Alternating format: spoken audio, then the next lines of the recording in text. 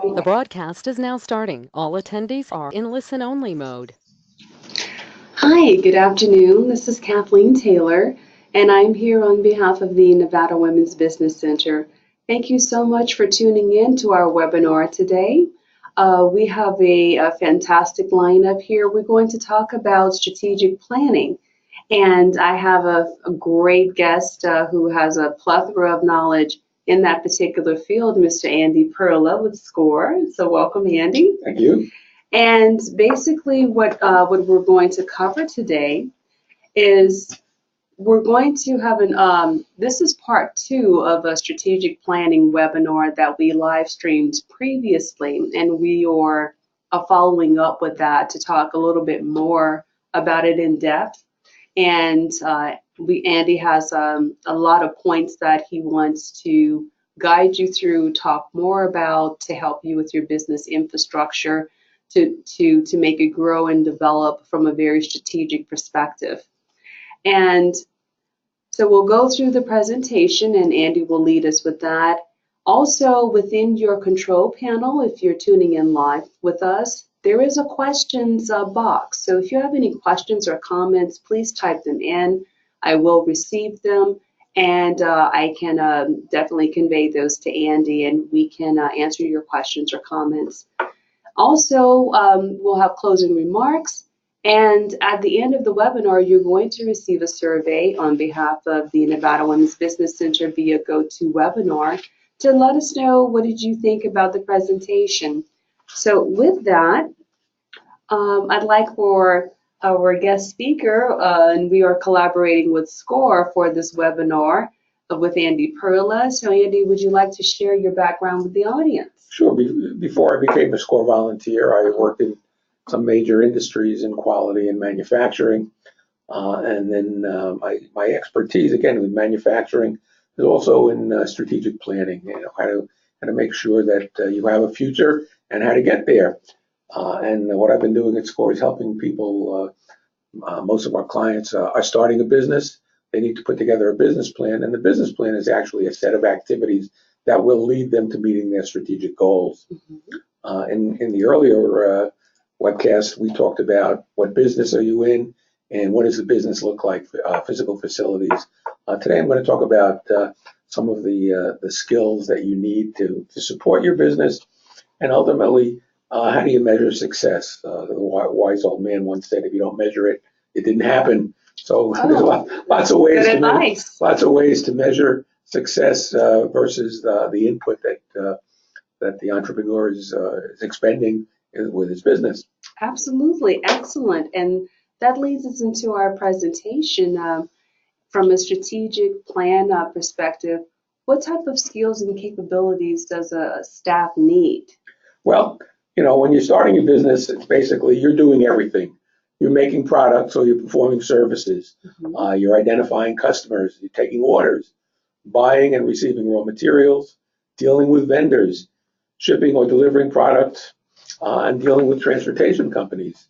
Then in your spare time, you have the bones of running the business, receiving payments, paying bills, filing taxes. Yes. Obtaining funding, managing money. I mean, the list is almost never ending. There's always something to do, and there's never enough time. And that once you've done all of that, what about eating, sleeping, and family and friends? Exactly. You need more time for that too. So at some point, you're going to say, this is too much for one person. I'm going to have to hire some people. And as the company grows, it literally becomes impossible to just do all these things and live your life and meet your goals. So you need to identify what capability do you need in your staff to augment what you can do. Exactly. And you need internally, but you also need some special services. They're not needed all the time, but you obviously have to have access to some professional advice. Financial and taxes, for instance, insurance and legal.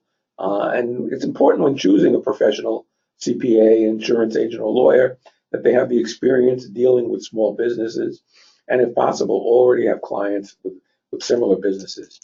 While cost is important, cheaper is not necessarily better. Right. And particularly with accountants who really understand the tax law, they can usually save you money more than the cost to have to spend to have access to them. Lawyers can protect you from large losses. Same thing with insurance.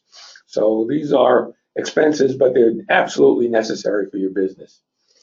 Once you've set that up, or at least understand where to find professionals, you need to start looking at employees. Right.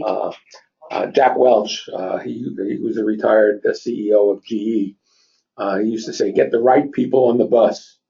And Exactly. And getting the right people on the bus doesn't necessarily mean that they should be just like you. You should look at maybe some variety and skill set that can complement what you may lack, to a degree in helping you run your business. What do you think about that? Absolutely. You should feel comfortable working with people, but diversity is definitely going to be your friend in this case. Now, you have to decide what personality do you need in your business. Do you value teamwork? Right. So you want to hire team players, maybe people who are self-starters, who don't need to be told every step of the way. On the other hand, if you're like a lot of command and control, you need people who are willing to accept being commanded and controlled. Exactly. So there's no one right answer there. If you're looking for superstars, they might get the job done, but they're going to require lots of ego and maintenance. Yes. And are they willing to learn and grow the business? Are they self-starters, or will they need constant supervision? And are you yourself willing to delegate or empower, or do all the decisions require your prior approval? There was an interesting book years ago called Barbarians to Bureaucrats, Corporate Life Cycle Strategies. And that's interesting. It talked about the evolution of personality types at different times of a business. Usually the business starts with some future seer, he's way up in the clouds, has all sorts of ideas, but he hasn't yet figured out how to make things happen. In the early stages, when he wants to get that vision into reality, he could look for a barbarian. Yeah. Takes no prisoners, moves full speed ahead, gets results fast. However, if he stays too long, other employees are going to leave. They don't like working around barbarians. Right. And if they're all barbarians, you really got problems. Run for the hills. Run for the hills. So as the company evolves, you need a different kind of personality. You want a builder who's going to be good at keeping things happening. Again, I talked about empowerment and working with people that are going to work together to build the business. You need administrative tasks, though, and sometimes people go overboard with administrators, and they get a bureaucrat, and all he does is he focuses on money and forgets about customers and forgets about what's the original purpose of the business. A great example of the evolution of a company like that is Apple. We had Steve Wozniak was the visionary, yes, and Steve Jobs was the barbarian. And at some point, he left. He knew that he couldn't really continue running the business. He actually left and brought in a guy named Scully. Scully was a bureaucrat. He started focusing on the bottom line, forgot about being innovative, forgot about customers, and Apple almost went the other way. I mean, it's one of the most successful companies in the world, but at that time, he was turning it around the wrong way. So they brought Steve back, and Steve recognized that he couldn't be the barbarian anymore, and obviously, when he chose a successor, he chose a builder, and Apple has continued to be very flexible. So, leadership can assume multiple roles. Exactly. But and one person can actually change and do all these things, but he has to recognize in himself exactly what he's doing at that time, and is it the right thing to do? And that's really, really strategic and insightful for a person to have their own checks and balances as to, okay, this situation requires being the bureaucrat. This situation requires me being a little bit more aggressive with the barbarian. This situation, so you really have to be versatile in your role as a leader. And also your team, you have to have team members that reflect each intricate piece that you need for the company to go. At this point, I mentioned productivity early on. Yes. Productivity is defined as the results you receive for an input, an effort. And there are many, many different kinds of productivity measures, but they're all a ratio. For instance, sales productivity is the number of sales that you make, and the input is the number of sales force you have. Right. So you can look at dollars per sales associate. Manufacturing is products manufactured per employee. I think that's a classic one that everybody understands. And as people gain skills, the same effort will get more results. So people generally create the biggest cost for an enterprise. So it's logical that to be successful, you can eliminate people to reduce costs. However, if the focus becomes getting the most effort, the upside has no limit. Well, the most you can save is if you eliminate everyone, and then you go out of business. So cutting costs is not always the way to improve your business. Exactly. You want to get more bang for the buck. Many years ago, when I was consulting, I worked with teams, and they usually brought a consultant in to reduce costs. But someone once told me it's very hard to get a team to figure out how to score points if the goal line is a cliff. Right. In other words, people are not going to work on eliminating themselves. Exactly. So you had to turn around. How do we get more? How do we get more from what we're doing so we don't have to eliminate people, and in fact can get more and grow the business? I couldn't agree with you more. You really have to pick your battles, so to speak, and also to remember that the most valuable asset that your business has is its personnel. Absolutely. And its customers. Oh, absolutely. Absolutely. Both. Yes. And also, your workforce really needs to take ownership of your vision. And again, it's not just to make money for the owner. It's to get job satisfaction, satisfy a customer's need, and people will grow with the business. Now, certainly, if they do grow with the business and the business is successful, there is some personal gain that they can achieve. But if that's the only reason that they're working, it's very easy for them to say, well, I can go someplace else and make more money. Right, exactly. I really want to be part of this business and make money for all of us if that's the goal, and get personal satisfaction. Exactly. In going a little bit further into like productivity indicators and denominators, how does strategic planning relate to a market share or revenue that's being generated into the company? Well, I'm going to back up a little bit. You need to select your critical denominators. What are the things that you're going to have in place that, if they're right, are going to give you results? Right. One example is Walgreens drugstores. Notice that they all look exactly the same. They're all about the same size. They are. And they are. The big box stores like that, the denominator that a lot of the businesses use are sales per square foot.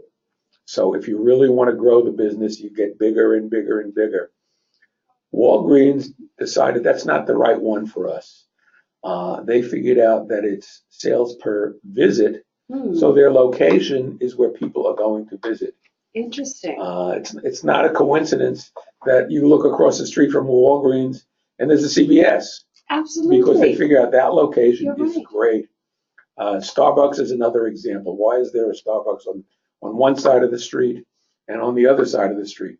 Because people will not cross the street for a cup of coffee. You're absolutely So right, if Andy. you want to get, if it's sales per visit, the only way to increase visits is to have more strategic locations. So again, you've arrived at the grand opening of your business. You know where revenue is coming from. You know the facilities you've installed. You know the activities you need to perform, and the skills are there. So you've spent money, time, and the doors are open. Why need you think about growth? Yes. I mean, it's all there. I mean, you've invested in like the materials, your labor costs, overhead, marketing, all that drives into sales costs, in order for you to have a viable business to open your doors. And now presto, here you are. So what do you think about some of those things that come into play, like raw materials for to make that unit, or the labor and overhead costs? How does all that come into Well, play? you start using things like revenue, share of market as a measure of success, the Mhm. units of product manufactured, hours of consulting, and then your denominators are materials, labor, overhead, marketing, sales, Mhm. capital investment. Mhm. And then not only dollars in the denominator, but time is another important input. And then you put in those metrics, but as Stephen Covey said, start with the end in mind. The end is not necessarily when you retire. It could be 3 or 4 or 5 years out. And you say, okay, here's our productivity today. Here's Mhm. and use that productivity to say in 5 years, I want it to look like this. Right. Then you connect the dots. Say, in order to get from here to there, Mhm. you start putting in some milestones, some activities, and as you move along that transformation roadmap, you use productivity to say, yes, I'm on the right path, or no, it's not quite what I wanted to do. So what else do I have to do? I had a client this morning that was thinking about that, Mhm. and I said, you again put in that roadmap. You have 5 or 6 different ideas. Well, you're going to start with number one, your first product, and at some point you're going to advertise it. You're spending money on Mhm. advertising. What sort of Mhm. revenue do you expect to get out of that? Right. And then if you want to grow, when are you going to add product number 2? When are you going to add product number 3? And then how do you make the customers aware that your product exists? Yes, and I have the your productivity roadmap on screen for the audience. So if you'd like to kind of like go through that and how it all builds towards a strategic plan, I'm pretty sure that they would appreciate that. Yeah, but believe it or not, you can put a strategic plan and a business plan on one page. Yes, you can. And Kathy's going to show it. Yeah. Is it up? Hmm. And you notice that there are three major uh, parts of this quadrant. Number one is, what does your business look like? And both the horizontal and the vertical axis are long time, are time. So if you look year 1 through year 5 along the bottom axis, Hmm. you have revenue base and your capacity, whatever that base is for the first year. And then but your strategy is to grow 10% a year for the next 5 years. Actually more than that, because by year 4, you're up 50%. And by year 5, you've actually doubled over base. These are arbitrary goals, but if you've done enough market research, they may be very realistic. Hmm. And then the the blue things are the tactics that you put in to achieve those goals. Let's look at the what business are you in goal. In year 1, you're going to increase product sales volume. Hmm. The next year, you're going to add the first line extension. The third year, you're going to add a production, or year 4, you're going to add a production line. And then by the end of year 5, you're going to increase product sales volume again. So those are tactics for that, for the business that you're in. And the productivity indicator for all of these is the revenue per unit generated. Hmm. So you can again use your understanding of the business to say, yes, I'm on track or not. Under what does the business look like? The middle area. Again, I have to add production line. The first year, I'm going to debottleneck the production line so I can make more. Right. And then I'm going to produce more on the existing production line. Hmm. Year 4, I'm going to add a second production line, and so on. And then the last one, capability and skills. Start out year 1 to 2, hire and train staff. Staff gains experience. And then again, the productivity measures for staff are going to be the revenue generated for hours of work. You don't need a lot of measures, but you need a few different ones to focus on what you're trying to do. Right. And as productivity grows, you can say, okay, at this point, I'll pay bonuses and things like that help retain people. So, say, okay, a strategic plan. We don't need that. We're a small business. Everybody needs a strategic plan, because if you don't know which direction you're going, any path is right. On the other hand, some of the largest businesses in the world have long-term strategic plans.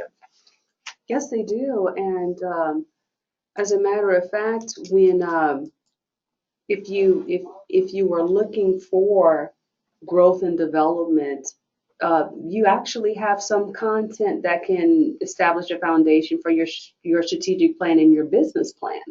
So, and we went over through this in part one, but could you just kind of like give us an overview of how that content can really help you to at least frame your strategic plan based on your business plan? Well, again, it's really the other way around. Okay. The strategic plan comes first. Okay. High level, this is where I'm going. I'm going to get there by taking my idea and generating revenue. And even if you're a nonprofit, you still need to generate revenue to support your nonprofit activities. You might not sell things, so you might have a strategic plan to increase donors to your business, things like that. Right. So again, you go look at the calendar. If I want to get this much revenue in this time frame, I'm going to sell this product or add these services, and that goes into your business plan. What the marketing plan that's very important for customers is what's the message that I want to send out to what segment of what people, Right. and what media am I going to use? If I'm marketing to a young population, social media is going to be very important. Yes. If I'm marketing to an older segment, maybe newspapers or radio, things that the traditional marketplace has been using for years. Although more and more of us oldsters are getting comfortable with social media, but it's not there is no one vehicle for marketing that will reach everybody. But if I want to reach my population, I have to identify the media that they use and then use that effectively. And that's a really succinct way of explaining it, so that everyone knows that it's all connected and it all drives the growth and development of your business. And for those of you that are out there, if you would like to chime in, if you have any questions or comments, please use your question tab on your control panel and type in any questions or comments that you may have. And if by chance, if you want to really benefit from Andy's knowledge, in reference to strategic planning, or if you need a type of like mentorship dynamic to help you with your growth and development as an entrepreneur for your business, SCORE has a plethora of different experienced mentors that are available, and Andy is one of them. And Andy, would you like to share some information about SCORE and all of its benefits? Locally, we have up to 61 mentors. Cover just about every business that you can find in Las Vegas. Oh, excellent. And most of us are retired, but not all. Nationwide, we have 12,000. Wow, so that's impressive. If you're looking for a mentor with a particular skill, you can go to the national website, score.org, and follow the menu to look for a mentor. Put in the keyword and put in your zip code, and they'll point you to the nearest one. We do one-on-one, face-to-face mentoring in Vegas. Some of us, including me, will do telephone, email, Skype, and I have clients as far away as New York and Chicago that I talk to by Skype when they're interested in the things that I do. So, and then if you're looking to fund your business, you must have a business plan. Absolutely. And many times the bank will send you away because they don't like your business plan. But we tell the banks, don't say no, say SCORE, and we will help you write an effective business plan that will get you funded. Additionally, we offer workshops, specialty workshops. There's one coming up on one funding your business, as a matter of fact. And I just did one last week, one writing your business plan. Some of our workshops are free, some are a nominal charge. Veterans are free, it's free to everybody. And all of our one-on-one mentoring is also free. That's fantastic. I highly recommend SCORE if you are thinking about starting a business, or you have an existing business, or you're thinking about expanding it in the long term. SCORE is an excellent organization. And this has been a fantastic, concise, to the point webinar. So I Thank you. really appreciate your taking the time, Andy, and sharing your expertise to our audience about strategic planning part two. And with that, would you like to share SCORE or your own contact information as a SCORE mentor? SCORE, our local website is scorelv.org. The telephone number and the contact information are there. If you want to email me, my email is aperla@scorelv.org. Excellent. And also, just as a reminder, for those of you that are tuning in live, you will receive a survey link of this webinar. Please let us know your thoughts. We would really appreciate it. And if you would like any information about counseling, business plan development, entrepreneur development, or training, please contact us, the Nevada Women's Business Center, at area code 702-734-3555, or check us out online at www.nevadawbc.com. I'm Kathleen Taylor, and thank you so much for tuning in. Andy, thank you so much. This was fantastic as always. I always learn something new from you.